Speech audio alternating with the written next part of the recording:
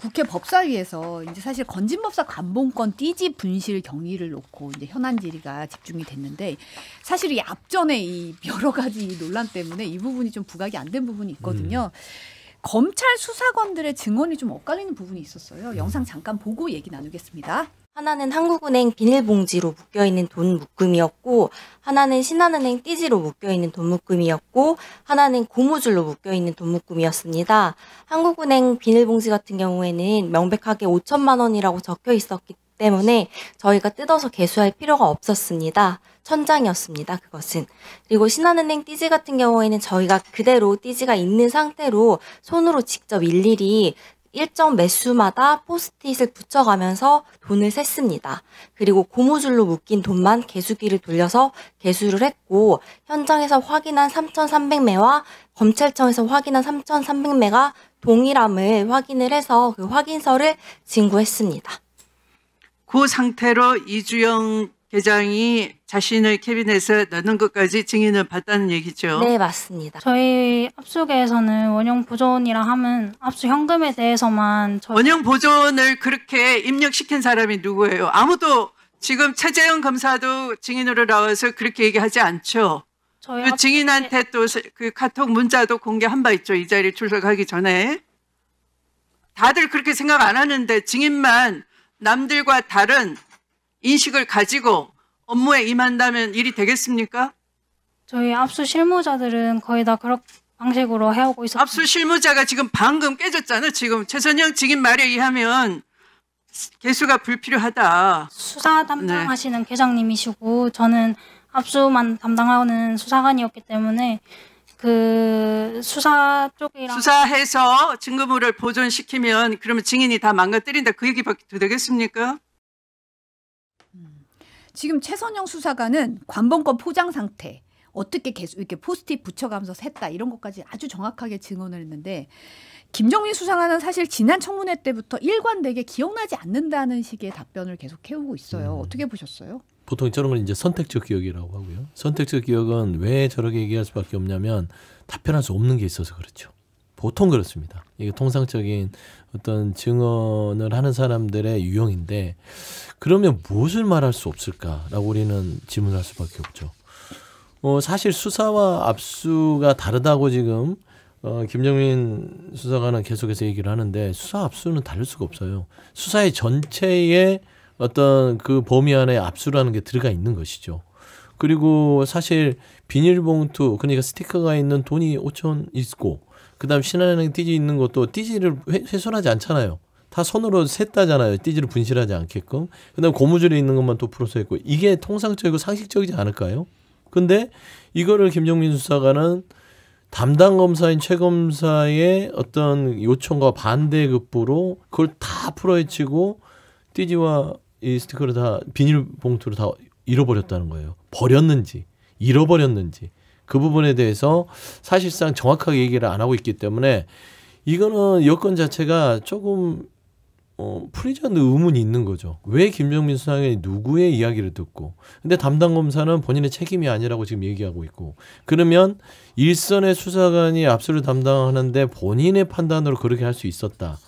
이것도 조금은 의문이 남죠. 왜냐하면 혼자서 할 수 있는 게 아니라 선배들도 있는 것이고 담당 검사의 지시를 받아서 갈 거고 수사관들이 이게 잘못됐을 때는 징계를 받기 때문에 공무원들은 무엇보다도 책임 소재를 위에 사람에게 허가를 받고 하게 되는 게 습성 아니겠습니까? 왜냐하면 자기가 책임을 지려면 위에 사람한테 물어보고 이거 해도 될까요? 그래야 책임을 전가할 거 아니에요. 근데 그걸 안 했다.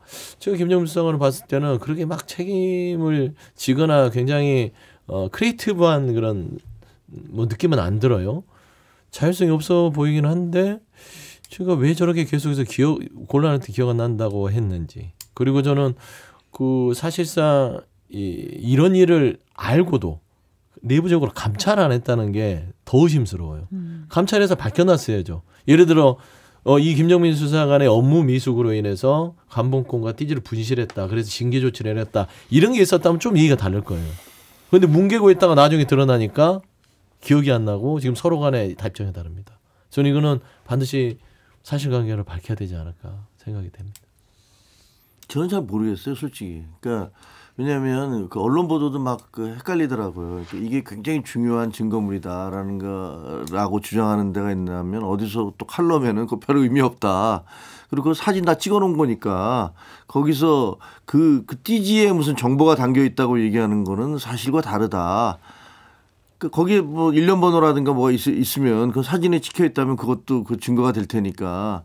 그래서 뭐가 지금 쟁점인지를 솔직히 잘 모르겠어요. 그러니까 그게 없어진 거는 문제인 건 분명하다. 왜 증거물을 그 다 장갑 끼고 그 하나하나 그 묻지 않게 지문이 묻지 않게 해가면서 다 잘 보관해야 되는 거잖아요. 그리고 그거는 그대로 보관해야 되는 거잖아요. 근데 거기 묶었던 띠지가 없어졌다는 것은 상당히 문제인 건 분명한 것 같아요. 그리고 거기에 대해서 책임을 져야 되는 것도 맞고, 그다음에 그거를 보고를 하지 않고 나중에 보고서에 쓰면 되지라고 얘기하는 것도 그렇게 하면 되나? 그것도 뭐 말이 안 되는 것 같긴 하거든요.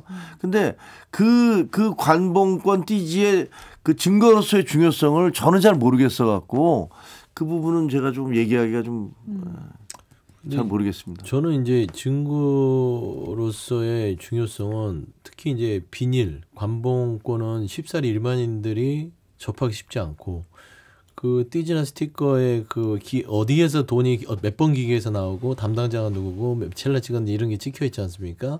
이제 그걸로 다 할 수는 없지만 그걸로 타고 들어가는 거죠. 돈의 어떤 이 말하자면 이력제처럼. 근데 사진을 다 찍어놨다면서요? 사진을 찍었는데 제가 알기로는 찍어놓은 곳과 그 일부 또 안 찍어놓은 부분이 있다고 제가 들었는데, 그러니까 비닐로 싸져 있으면 그 비닐에 틀림없이 어떤 지문들이 있을 텐데 그것 또한 또 폐기가 됐다는 걸 보면 건진한테 누가 돈 줬는지가 제일 궁금한 거 아니겠습니까? 어디서 나온 관봉권? 그렇죠. 이 관봉권은 예를 들면 국가기관이나 정보기관이나 아니면은 뭐 한학자 총재 뭐 거기도 보고를 한다니까 뭐 재력가들이나 여기에서 올 수 있는 거기 때문에 최소한의 저는 건진한테 누가 줬는지가 제일 중요해요. 그러려면 이 수사와 압수를 하는 수사관들은 일선에서 띠지까지는 사진 찍어놨는데 비닐은 사진 찍어도 지문은 안 나오잖아요. 그거는 보존을 했어야 된다고 보거든요. 그래서 이거는 상당히 심각한 상황이고 이거를 이렇게 수사관이 본인이 판단해서 했다고는 상식적으로는 납득이 안 돼요. 그래서 저는 이 부분은 조금 더 깊숙이 좀 밝혀야 될 부분 같아요. 근데 여러 가지 문제가 있는 건 분명한데 저는 이제 궁금한 게 그게 이른바 건진이 그 수사에 그 자기에 대한 수사를 막기 위해서 어디 위에다가 압력을 가해서 그래서 그게 결국은 수사관들까지 타고 내려가서 검사가 수사관에게 지시하고 그다음에 수사관이 그 관봉띠를 그 폐기함으로써 그러면서 증거를 인멸을 하려고 했다라는 게 이제 그런 시나리오잖아요. 그러니까 근데 그게 가능할까라는 생각이 좀 들거든요. 압수수색을 해서 다 뺏어왔는데 그 압수수색한 것 중에서 관봉권만 폐기해라. 그러면 내가 증거가 없어진다라고 얘기할 수 있을까? 그리고 그런 걸로 그 건진이 할 수 있을 정도까지의 상황이었나? 그게 좀 이해가 잘 안 되는 거예요. 그리고 그게 만약에 관봉권이 없으면 사진을 찍어놨다는데 그래서 추적이 안 되는 건가? 그것도 좀 저는 이제 실무자가 아니니까 수사관이 아니어서 확실히는 모르겠는데 논리적으로는 조금 이상한 부분. 그러니까 아까 말씀드린 대로 증거가 인멸된 거는 잘못된 건데 그것이 무슨 지시에 의해서 고의적으로 인멸했다라고 볼 수 있는 건지를 잘 모르겠어요. 지금 일단 수사팀장이었던 최재형 검사가 어제 출석해서 발언한 내용 잠깐 듣고 다시 이어가겠습니다. 주요 증거 물품이 훼손됐는데도 보고도 안 하고. 이 사건이 범죄가 일단 아닙니다. 그렇기 때문에 그러면 1억 6,500 다 돌려줘야 되겠네요. 건진법사 소유물이네요. 그냥 추징 보전이 필요했기 때문에 가져왔습니다. 그냥 단순 보존용. 1월 9일날 질책했다고 했잖아요. 근데 뭐가 잘못돼서 질책을 한 겁니까? 수사관들은 잘했구만. 보존 목적이면 돈 액수만 확인하면 되지. 띠지와 스티커 훼손됐든 말든 그게 무슨 상관이에요. 최재형 검사하고. 왜 질책을 하셨냐는 거예요. 그게 핵심 아닙니까? 이 사건에. 그러니까 띠지 분실을 이제 좀 상부에 보고를 하지 않았다는 거예요. 그런데 수사관들은 질책하는 카톡 내용이 있다고 또 공개를 했거든요. 이 부분이 상당히 좀 이상해요. 그러니까 앞뒤가 안 맞으면 이게 뭐가 숨기는 게 있다. 안 숨기면 논리적으로 얘기하면 되잖아요. 상부에 보고했고 그래서 수사관을 질책했다. 그리고 이 부분에 있어서의 압수물을 다루는 관리가 허술했기 때문에 제가 담당 검사로서 뭐라고 했다.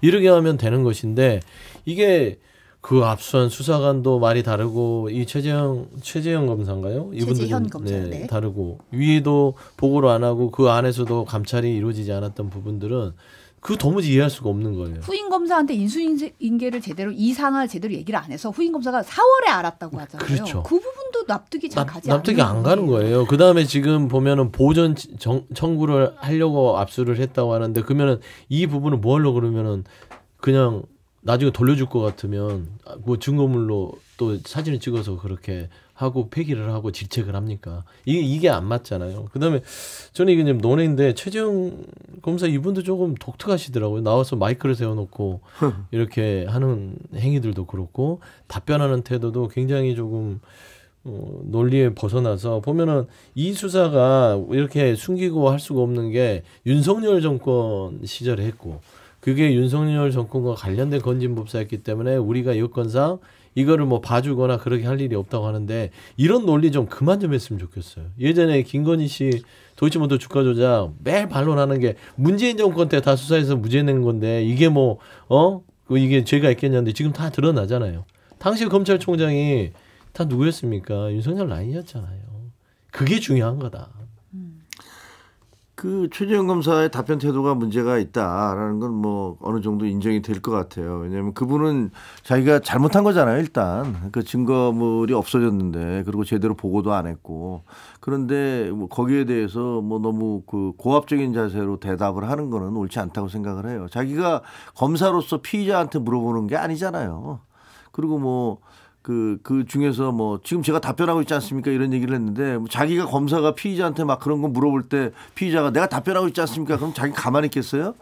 그거는 제가 보기에는 저 올바른 태도가 아니다 이런 생각이 드는데 근데 저는 궁금한 게 그거라니까요. 그러니까 검사가 질책을 했다는 거 아니에요. 수사관한테. 너 왜 그거 문제가 있는데 잊어버렸어. 그럼 만약에 지금 거꾸로 하면 김건희가 지시를 했던 무슨 그 건진이 지시를 했던 위에 통해서 검사를 통해서 내려왔을 거 아닙니까. 그럼 자기가 지시를 해놓고 자기가 질책을 할 수가 있나요? 너 그거 빼돌려. 이렇게 얘기해. 야 그거 없애버려. 이렇게 얘기해놓고서 너 왜 그거 잊어버렸어? 라고 이렇게 질책을 하는 게 뭐 음모론으로 따지면 그거 다 쇼야. 이렇게 얘기할 수 있을지는 모르겠지만 그거까지 얘기할 수 있을까라는 생각이 들고 그래서 그냥 추정하기에는 이거는 어쨌든 실수를 해서 잘못해서 잊어버렸어. 그러니까 이걸 이래놓고서 그냥 덮어버린 거죠. 그러니까 문제가 되니까 야, 너 왜 그렇게 했어? 그래놓고서 덮어버리고 인수인계도 안 하고 그다음에 뭐 그게 뭐 이렇게 대수로운 거 아닌데 뭐 이런 식으로 넘어갔던 게 아닌가라는 생각이 들어요. 그래서 이 관본권 부분은 그냥 뭐 나중에 어떻게 나올지 모르겠지만 그냥 상식적이거나 논리적으로만 생각해 보기에는 글쎄 이게 뭐 조직적인 은폐 시도로 해서 관본권을 없앴다. 그 띠지를 없앴다. 그렇게 몰아가기가 쉬울까라는 생각은 듭니다. 우리가 이거를 이제 그 정도로 아주 인내심을 가지고 관대하게 생각하면 그렇게 생각할 수 있는데 워낙 이 검찰의 지난 윤석열 정부에서 했던 일을 생각하면 더하고 더 남았겠다는 의심을 지울 수가 없어서 그런 것이고 두 번째는 윗선의 지시가 이렇게 내려서 관본권을 없앴다고 하는 것은 최악의 시나리오고요. 최소한 우리가 확인할 수 있는 건 검찰의 개혁이 필요하구나. 이렇게 검찰이 본인 식구들을 감싸려고 서로 보고 체계도 안 돼 있고 이런 어떤 증거 수집에 있어서의 원칙을 지키지 않아도 감찰하지 않고 징계하지 않고 하고 있다. 이건 검찰 개혁의 필요성에 어떤 부합되지 않겠습니까? 일각에서는 이 카톡은 알리바이용은 아니냐라는 그런 그러니까 아까 얘기한 대로 음모론에 따르면 얘가 그렇게 자기가 지시해놓고서 그다음에 그걸 알리바이 만들려고 이거 또 얘기했다 이런 식으로 그렇게 주장할 수가 있는데 이거는 파야 돼요. 저는 믿을 수가 없는 게 연어초밥 박상용 검사인가 그분도 나와서 그런 일 없다. 그런 일 없다는데 소영 의원이 틀어줬잖아요. 있잖아요. 그러니까 이게 윤석열 정부에 있어서의 이 검사들이요 너무 이게 두꺼워요. 그래서 저는 이런 부분들은 낱낱이 파헤쳐서 왜 검찰 개혁이 필요한지에 대해서 좀 밝혀주는 계기를 밝혀지길 바랍니다. 근데 저는 뭐 그 관본권이 진짜로 그렇게 중요한 증거인지를 잘 몰라서 확신이 안 들어서. 네. 마지막으로 하나만. 오늘이 사실은 이제 한동훈 전 대표 특검이 공판 전 증인 신문 예정된 날이었는데 법원이 보낸 증인 소환장이 2차례나 이제 폐문부재로 받지 못한 것으로 알려졌거든요. 근데 이제 한 전 대표가 열흘살이 전국 투어한다. 어제 거제도에서 라이브 방송을 했더라고요. 네. 이거 어떤 건가요? 아니 뭐 거제도는 지난번에 왜 그 트럼프가 그 우리나라의 관세 협상으로 막 밀어붙일 때 그러면서 그때 젤렌스키를 만나서 당신 카드가 없잖아 뭐 이렇게 몰아세웠었잖아요. 네. 근데 그때 이제 한동훈 전 대표가 그 페북에다가 우리가 카드가 있다. 우리가 조선업이 있다. 조선업으로 밀어붙이면 된다고 이제 최초로 이걸 뭐 제기했었고 실제로 그 다음에 보면 뭐 우리가 모자까지 그 마가에다가 네. S자까지 집어넣어 쉽이라는 S자까지 집어넣어서 이제 만들어 가고 했었는데 조선업이 우리의 카드가 되고 있는 건 분명하죠. 그 조선업이 몰려 있는 게 거제도잖아요. 근데 그 거제도에 이 조선업이 한쪽으로는 이제 호황이라고 그러는데 또 제주도 거제도에 가보면 그 현장에 있는 분들은 정말 어렵대요. 그 조선소 주변에 있는 그 상가들이나 이런 게 공실이 뭐 다 태반이라는 겁니다. 그러니까 그런 어떤 민생의 현장 같은 것들을 가서 보겠다. 제일 남단에 있는 거제도에서부터 민생 어떤 경청 투어를 하겠다. 뭐 사람들의 목소리를 들으면서 오겠다라는 그런 취지인 것 같아요. 그러니까 조금 생뚱맞긴 해요. 지금 한동훈 전 대표가 본인의 정치적 입지를 다지는 건 본인의 선택일 수는 있어서 뭐 그 본인의 선택을 제가 비판할 필요는 없죠. 다만 전체적인 정치 여건을 봤을 때 한동훈 전 대표가 지금 해야 될 일은 무엇인가? 정말 보수를 바로 세우고 싶다면 호랑이굴로 들어가야죠. 호랑이를 잡으려면 호랑이굴로 가야 되는데 호랑이굴에 들어갈 만한 배심이 없는 게 아닌가. 좀 이렇게 겉도는 것 같아요. 지금 그 본인이 정말 사랑하는 국민의힘이라면 그 국민의힘이 뭘 하고 있어요? 동대구에 가서 똘마니번을 해가면서 사실상 대선 불복 프레임으로 가고 있단 말입니다. 이렇게 해서 국민의힘이 건사할 수가 있겠느냐.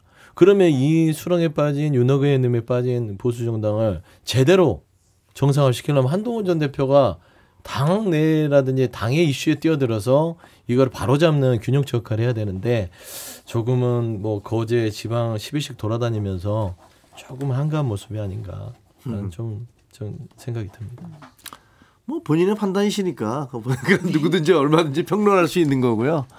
그리고 뭐 아시다시피 뭐 당에 들어가고 싶지 않은 게 아니라 쫓겨났죠. 쫓겨나서 뭐 더 이상 얘기 안 하는 게 나을 것 같습니다.